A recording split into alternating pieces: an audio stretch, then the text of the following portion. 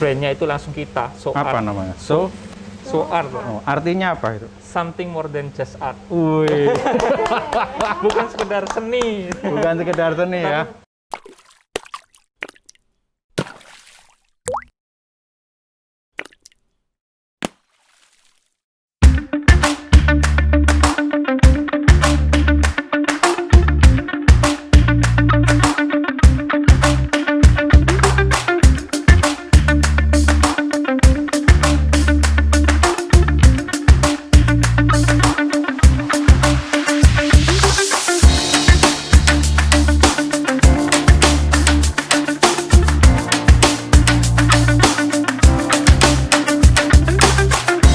Teman-teman, kami dari Gading Mas Naik Kelas kali ini berkunjung ke sebuah tempat di barat Lamongan ya.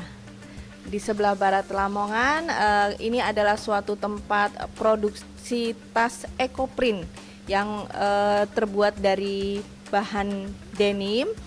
Pemiliknya adalah Mas Farid, ya, seorang muda tapi luar biasa. Nanti teman-teman bisa mendengarkan ceritanya. Dan kami juga ditemani oleh Pak Eko dari Bea Cukai, yang beliau juga akan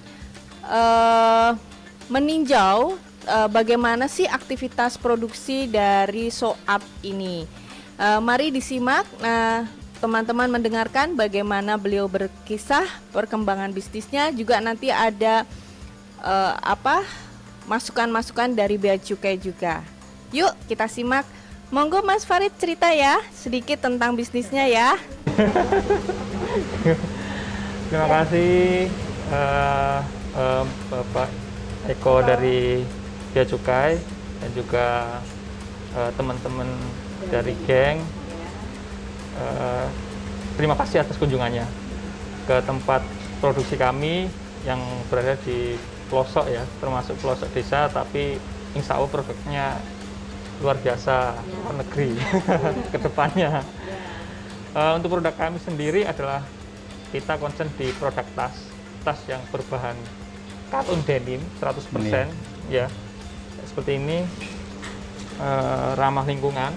Kita menghadirkan tas-tas yang bukan hanya sekedar produk yang mempunyai nilai seni, tapi kita bertanggung jawab terhadap berbagai macam aspek dari sosial, lingkungan, maupun seni tadi. Dari packingnya pun kita pakai yang packing yang ramah lingkungan, sudah standar. Dari produksinya kita menggunakan warna-warna alam yang terdapat di alam sekitar, yaitu dari daun, ada daun jati, ada daun jambu, dari ekstrak teh, macam-macam. Nah, di situ kita mencoba memberikan produk-produk yang memang bertanggung jawab intinya untuk kedepannya keberlangsungan bumi ini. Terima kasih. Pemasarannya kemana aja? Untuk pemasarannya kita sudah seluruh Indonesia karena kita pakai online. Untuk produk-produk yang ekoprint, kita juga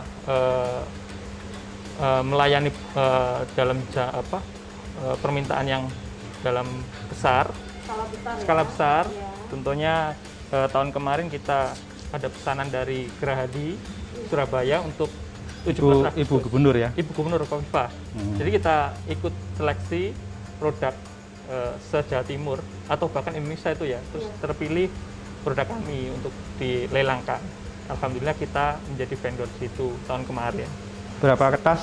6.000 pieces. Wih, keren. Satu paket ini. Ya. Terus kita juga banyak sekali menjadi mitra-mitra BUMN.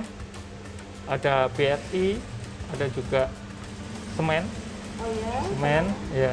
Dan juga Semen Indonesia ya. ya, terus yang paling bahkan kita itu bisa menjadi mitra dari Bank Indonesia. Bank Indonesia. Ya, Bank Indonesia. Mitra binaan ya? Mitra binaan Bank Indonesia. Bank Indonesia sering pesan juga? Seperti yang dibawa Mbak Feni. Ya.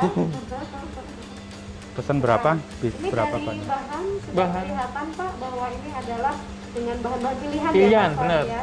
Ini bahannya kelihatan halusnya, kemudian ekoprintnya juga keren ini. Materialnya juga pilihan. Materialnya juga Terlihat dari ini resletingnya juga ya, ini materialnya adalah pilihan kualitas ekspor kalau menurut saya ya ini Mas ya. Iya. Jadi ada yang bahan dari impor nggak? Bahan impornya itu pakai ini Pak, velvet denim namanya. Velvet Jadi denim yang ada tenunannya kayak gini. Namanya velvet denim. Kalau di strata denim itu ini rajanya denim. Rasanya Kayak gitu. diimpor dari mana? Ini Jepang. Oh, Jepang. Ya. Kalau yang seperti ini ada impornya nggak? Kalau ini kita pakai produk yang YKK. Jadi YKK, kita ya? langsung bekerjasama dengan YKK. Oh. Jadi supplier pertama gitu. Sudah kerjasama. Termasuk yang selerekannya Iya tadi? kayak itu. Semua kita pakai jamin YKK. Hmm. YKK Jepang Pak. Oh, Ya, Jepang. Perlu pingin ekspor atau pernah ada buyer dari luar negeri yang nanya yang kesini nggak? Kalau pertama kali kita ikut yang Trade Expo itu ya memang buyer-buyernya kan kebanyakan luar negeri yang melihat produk itu. Ya tahun kemarin Trade Expo itu ada yang nanya-nanya dari Arab Saudi. Baru kayak gitu penjajakan tentang produk kayak gitu dulu Pak. Dicatat nggak itu? Kita ada Catatannya ya? Cuma baru penjajakan tentang bagaimana sih sistemnya kayak gitu. Terus kalau ada program Geng 3 tentang UMKM untuk ekspor itu? Sangat antusias sekali. Memang cita-cita apa ya, kayak seperti kita kan memang harusnya mempunyai produk yang bisa membanggakan Indonesia di luar negeri. Kayak gitu. Iya. Jadi memang cita-cita kita dari waktu kita membuat produk dulu pertama kali. Pikirannya ekspor itu kayak apa sih menurut Mas Farid ini? Ekspor tuh kayak bayangan pertama dalam jumlah besar kontainer kayak gitu. Wah. Oh, keren Pak, berarti impiannya udah gede lah. Kontainer terus pastinya kita produknya itu memang standar. Jadi ada seleksi, maksudnya itu standar. Berarti kan itu sudah menjamin kita kalau menjual produk, kalau sudah pernah ekspor berarti kan sudah standar, bertanggung jawab maksudnya, Pak. Untuk konsumen sendiri bisa dipertanggungjawabkan. Jadi seperti itu. Jadi menyambut baik ya geng. Sangat. Siap ya kalau misalnya tiba-tiba ada permintaan jumlah besar, itu nanti strateginya gimana? Strateginya kalau untuk alhamdulillah kalau produk besar insya Allah kita banyak, soalnya SDM kebetulan di Lamongan ini banyak sekali untuk pengrajin tas ya. Cuma mereka kan cuma mengerjakan pesanan-pesanan dari luar tanpa membranding produknya. Dan di sini kita hadir ini membuat produk yang brandnya itu langsung kita. Apa namanya? So art. Oh, artinya apa itu? Something more than just art. Wih, Bukan sekedar seni. bukan sekedar seni ya. Tapi Banyak itu hal. tadi ya bertanggung jawab terhadap banyak hal. Lingkungan, iya banyak sekali. SDM juga ya Iya, Mas ya, benar. tentunya ya. Perhatikan situ. Kalau ekspor tuh ada pemikiran Mas Farid dari bea cukai apa kira-kira Mas? Pemikirannya pasti kalau bea cukai kan di situ untuk kalau dia Dokumen-dokumennya ya. dokumen-dokumennya ya benar Pak, dokumen-dokumen tentang persyaratan untuk bisa ekspor kayak gitu Iya. harus dilengkapi. Jadi betul Mas. Jadi kemarin itu Pak Farid, Iya. ini dari jauh nih kita sampai seneng. Tadi udah capek nih, udah nyampe sini gembira gitu, gembira gitu. Orang itu harus bergembira.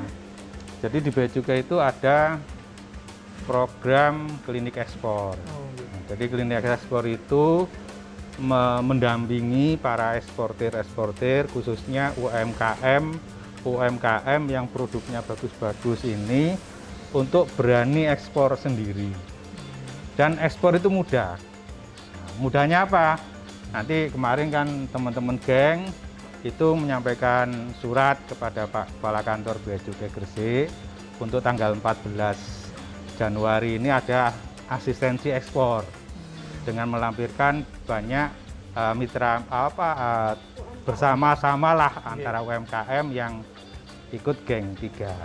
Nah, di situ nanti ada di klinik ekspor itu pendampingannya itu dan pimpinan sudah perintahkan kepada saya dan teman-teman untuk Pak Kepala Kantor sudah menyampaikan ya intinya didampingi sampai dari hulu sampai hilirnya. Dari hulu sampai hilirnya itu dari pendampingannya. Kalau ekspor tadi kan harus ada dokumen ekspor ya. Iya, benar. Itu namanya PEB, PEB. pemberitahuan ekspor barang. Nah, untuk mendapatkan pemberitahuan ekspor barang ini, salah satu syaratnya harus punya NIB ekspor. Nah, nanti bea cukai kalau UMKM-nya mau minta didampingi, itu mendampingi masuk OSS sampai dengan terbit NIB ekspor. Gratis.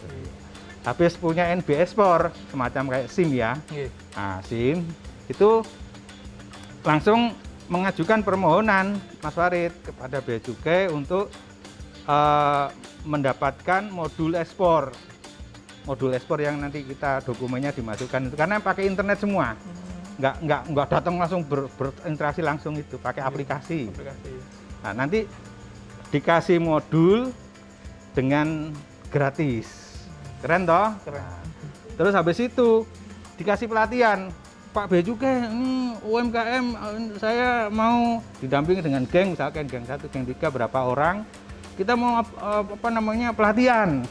Ya dilatihan untuk ngisi-ngisi itu. Cara ngisi ini, cara ngisi ini, cara ngisi ini dan seterusnya.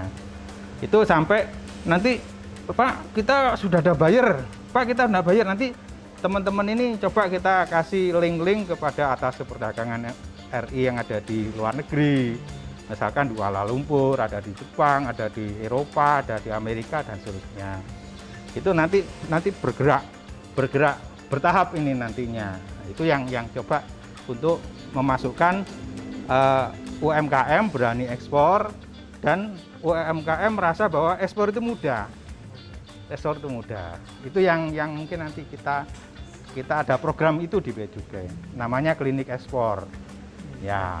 Dan Pak Farid sudah punya NPWP belum? Sudah. Kalau sudah punya NPWP nanti kalau untuk UMKM itu tinggal masuk OES NPWP aja, nggak terlalu ribet-ribet. Nggak terlalu ribet-ribet untuk masuk NIB ekspornya. Itu.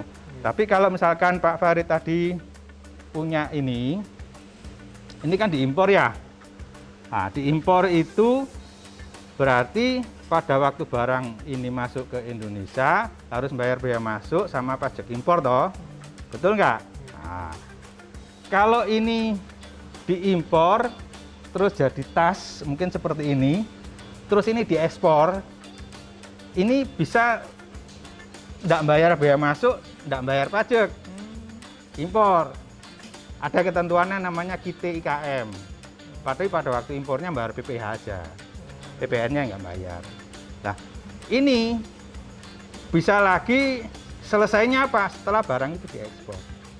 Ini ke depan aja ini. Ini kan saya lihat ada beberapa ornamen-ornamen seperti ini ya. Iya. Kalau misalkan ekspornya ternyata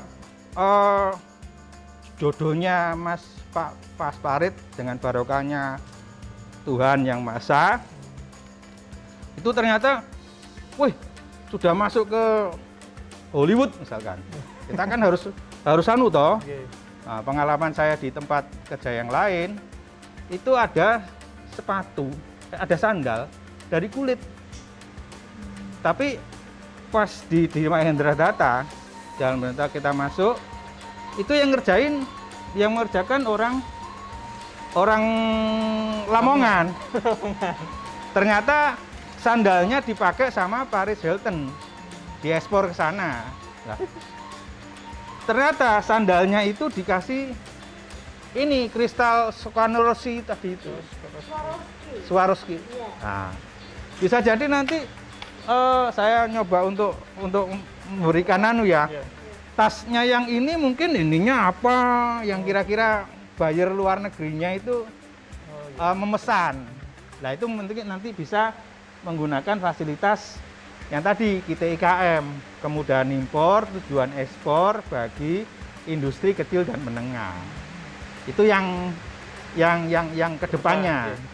Tapi nanti kita masuk ke situ, naik kelasnya G4, mungkin ke sana nanti G3-nya kan ekspor dulu. Jadi ekspor itu mudah. Nanti izin-izinnya dibawa aja.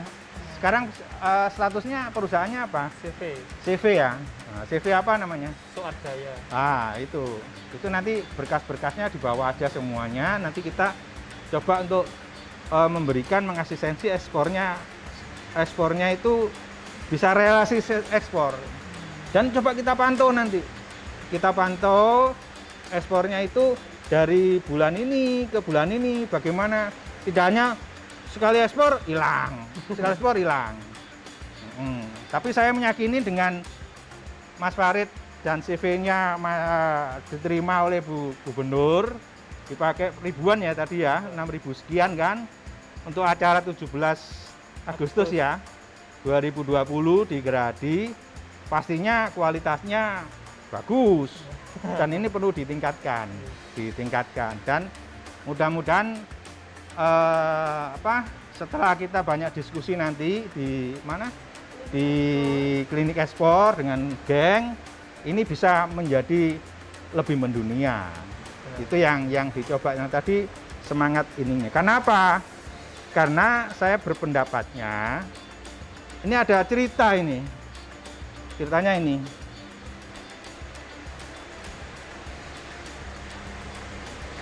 Nah, ini ada ceritanya begini. Ini kan dari kitab suci ya. Ini kalau di daerah sini itu sekitar 50 ribuan loh harganya. Ini ada cerita dari teman setelah masuk marketplace bisa masuk ke Brunei kalau nggak salah sampai harga 700.000. Berarti kan ada kenaikan potensi untuk keuntungannya kan besar. Sehingga apa yang dikerjakan oleh Mas Farid dengan timnya yang ini yang sampai ke BI, sampai ke BRI, sampai Pak Ibu Gubernur, sampai ke Brompton tadi ya, ke Brompton dan lain-lain, bisa jadi ini ibaratnya ada apa? Buah masak pohon. Nah, buah masak pohon itu ibaratnya ini kalau tidak cepat di packing, dirawat pohonnya buahnya sampai bener nanti dimakan codot. Kan begitu. Ini ibaratnya seperti itu. Makanya mungkin ibu geng dan seterusnya dan komunitas lainnya itu membuat UMKM yang semacam masak pohon tadi itu bisa memang benar-benar masak pohon dan dinikmati dan ada keuntungan yang paling besar. Mungkin yang seperti itu. Jadi nanti tujuan dari klinik ekspor Bea Cukai itu salah satunya mendorong UMKM itu lebih punya keuntungan yang lebih banyak dan ada kesejahteraan di situ. Di situ yang dicoba untuk kita bareng-bareng untuk itu. Sampai nanti kita coba yang tadi saya ulangi, kita coba dari hulu sampai hilirnya. Kalau bisa nanti kita komunitas jaringan ini ada buyer luar negerinya yang cocok, itu kan tambah keren. Amin. Mungkin itu Mas Farid. Ya. Mungkin ada teman-teman, mangga. Harapannya Mas Farid tadi kan jelas harapannya nanti untuk bergabung di Gen 3 ini tentunya kan selain yang sudah dikerjakan yaitu di pasar nasional sudah se-Indonesia, di Gen 3 ini kepengennya mungkin ekspornya kemana kepengennya gitu? Ke mana saja, Pak. Yang penting kita bisa ekspor, guys. Oh, baik. Yang pastinya kita bisa membanggakan di luar negeri. Iya. Dengan branding apa namanya? Soat. Soat ya. Soat. Something more than just art. Soat dari desa pelosok. Iya. Dari desa mendunia juga ya Pak? Ya harus dikuatin nanti.